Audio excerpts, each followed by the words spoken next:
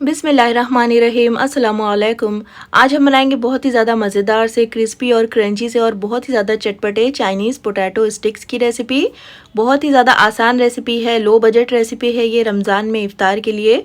अगर आप चिकन और दूसरे स्नैक्स वगैरह खाकर बोर हो गए हो तो इस रेसिपी को एक बार ट्राई ज़रूर कीजिएगा, क्योंकि जितनी ये आसानी से बनकर तैयार हो जाती है खाने में उससे कहीं ज़्यादा ये मज़े की लगती है।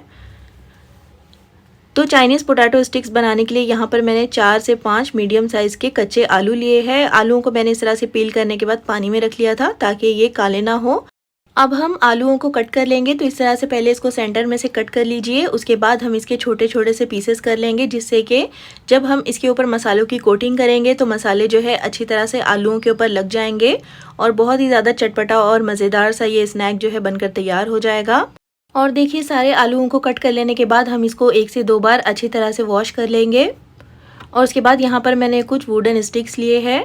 और अब हम क्या करेंगे कि आलू का एक एक पीस ले करके हम इस तरह से स्टिक को इसके अंदर इंसर्ट करेंगे। तो इस तरह से एक स्टिक में हमारे 5 से 6 आलू के पीसेस जो है वो लग जाएंगे। तो बहुत ज़्यादा इसको ओवरफिल मत करिएगा, तो इसको एहतियात से इंसर्ट करिएगा, क्योंकि आलू जो है वो कच्चे हैं और स्टिक का जो कॉर्नर है वो बहुत ज़्यादा शार्प होता है। और इस तरह से देखिए, यहाँ पर मैंने 6 पीसेस लगा दिए हैं और इस तरह से हमारा एक पोटैटो स्टिक बनकर तैयार हो गया है। और इसी तरह से हम सारे ही बना करके तैयार कर लेंगे। और इस तरह से पोटैटो स्टिक्स बना करके हम एक प्लेट में रखते जाएंगे। और यहाँ पर देखिए, 4 से 5 मीडियम साइज़ के मैंने आलू लिए थे और यहाँ पर 12 से 13 पोटैटो स्टिक्स बनकर तैयार हुए हैं। अब यहाँ पर एक बड़े से बर्तन में मैंने 2 से 3 गिलास के जितना पानी रखा है बॉईल होने के लिए। और जब पानी में इस तरह से बॉईल आने लग गया है तो हम इसमें 1 टेबलस्पून नमक डालेंगे, आधा टीस्पून इसमें डालेंगे हल्दी का पाउडर और आधा टीस्पून डालेंगे लाल मिर्च का पाउडर, जिससे कि आलूओं में मिर्च मसालों का अच्छा सा फ्लेवर आ जाएगा, अंदर से ये फीके फीके से नहीं लगेंगे। अब हम एक एक स्टिक इस तरह से उठा करके इस पानी में डाल देंगे और पानी को हम मीडियम हाई फ्लेम पर बॉईल करेंगे आलूओं के साथ। और मीडियम हाई फ्लेम पर इन आलूओं को हम 4 से 5 मिनट तक बॉईल करेंगे। इनको फुल्ली डन नहीं करना है, बस 80 to 90% तक हम आलूओं को गलाएंगे। बाकी की जो इसकी कुकिंग है वो जब हम इसको फ्राई करेंगे वो तब हो जाएगी। अब यहाँ पर देखिए, तकरीबन 5 से 7 मिनट हो गए हैं आलूओं को बॉईल होते हुए। और इस तरह से एक चाकू को जब हम आलू में इस तरह से इंसर्ट करेंगे तो बहुत ही आसानी से आलू जो है कट रहा है। बिल्कुल हल्की सी इसमें कसर बाकी है।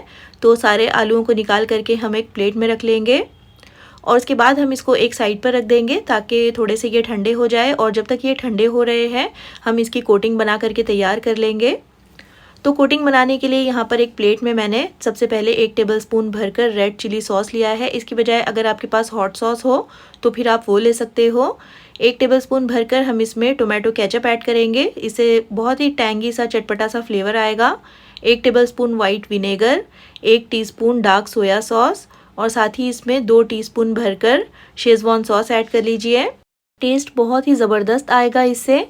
और इसी के साथ हम इसमें 1 टीस्पून भरकर या फिर टेस्ट के हिसाब से कुटी हुई लाल मिर्ची ऐड करेंगे, आधा टीस्पून काली मिर्चों का पाउडर और 3/4 टीस्पून यहाँ पर मैं नमक ऐड कर रही हूँ। तो नमक आप अपने टेस्ट के हिसाब से डाल सकते हो। आधा टीस्पून इसमें शक्कर डालेंगे और इन सारे मसालों को, सारे सॉसेस को हम एक बार अच्छी तरह से मिक्स कर लेंगे। और उसके बाद हम इसमें आधा कप मैदा ऐड करेंगे, मैदा यानी कि ऑल पर्पस फ्लावर। इसे बहुत अच्छी कोटिंग होगी। अगर आपके पास ये ना हो तो फिर आप कॉर्नफ्लोर का इस्तेमाल कर सकते हो। आधा कप ही हम इसमें पानी डालेंगे और अच्छी तरह से इन सारी चीज़ों को एक बार मिक्स कर लेंगे।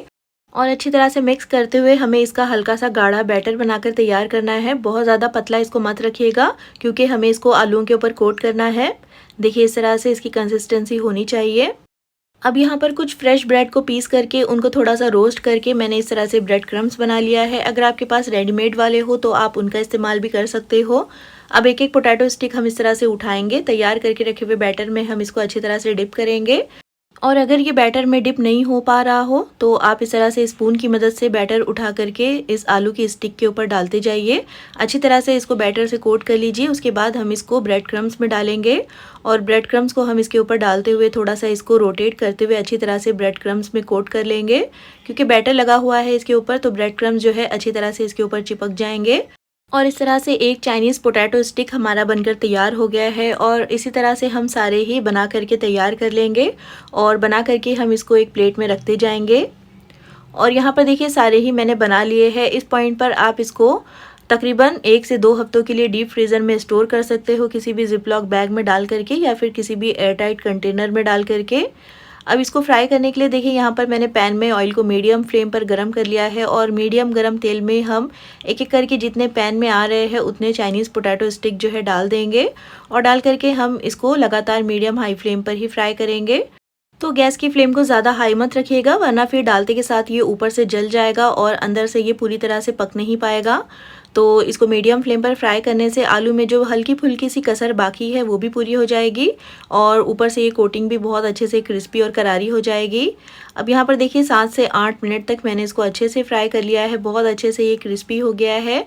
तो हम इसको ऑयल में से निकाल देंगे और इसी तरह से हम बाकी के सारे चाइनीज़ पोटैटो स्टिक्स को फ्राई कर लेंगे और उसके बाद हम इनको गर्मा गर्म सर्व भी कर लेंगे। तो बहुत ही ज़्यादा मज़ेदार से क्रिस्पी क्रंची और बहुत ही चटपटे से ये पोटैटो स्टिक्स बनकर तैयार होते हैं। आप इनको टोमेटो केचप के साथ या फिर मेयोनीज़ के साथ सर्व कर सकते हो। रमज़ान में इफ़्तार के लिए इनको बनाइएगा ज़रूर। कुछ अलग सी रेसिपी है ये और लो बजट में ये आसानी से बनकर तैयार हो जाती है। चिकन और दूसरे स्नैक्स खाकर अगर आप बोर हो गए हो तो इस रेसिपी को एक बार ट्राई ज़रूर कीजिएगा। और अगर रेसिपी पसंद आई हो तो प्लीज़ इसको लाइक और चैनल को सब्सक्राइब करना बिल्कुल भी मत भूलिएगा।